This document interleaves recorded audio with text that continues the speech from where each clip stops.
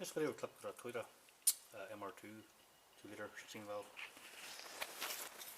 No go, no spark, no fuel. It's just the fault here, this fuse here.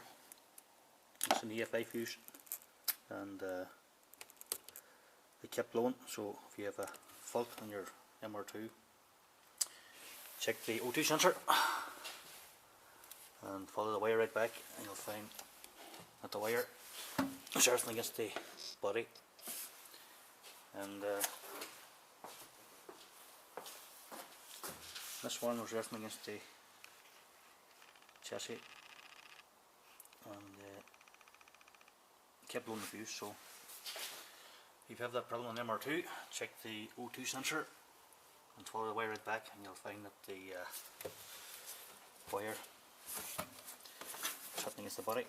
So we fix it up, tape it up, twist the fuse, and solve the problem. So we have a MR2 with the fuse blown. Check the O2 sensor.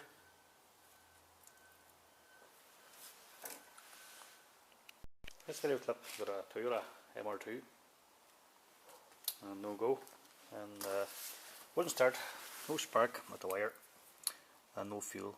So we changed the fuel filter and checked the spark, we checked the distributor, we've done all our checks, and we just default back to a blown fuse here, an EFI fuse, and you have this problem on your Toyota. Check the wires come from the O2 sensor there right back to the body, and you'll find that the wires earthing, and that's an easy enough fix. Just tape up the wires and make sure they're tied in properly, not happening anywhere, and it's easy enough fix. So if you have this problem in your MR2 and your fuse keeps blowing, EFI fuse, just check the sensor wire all the way back.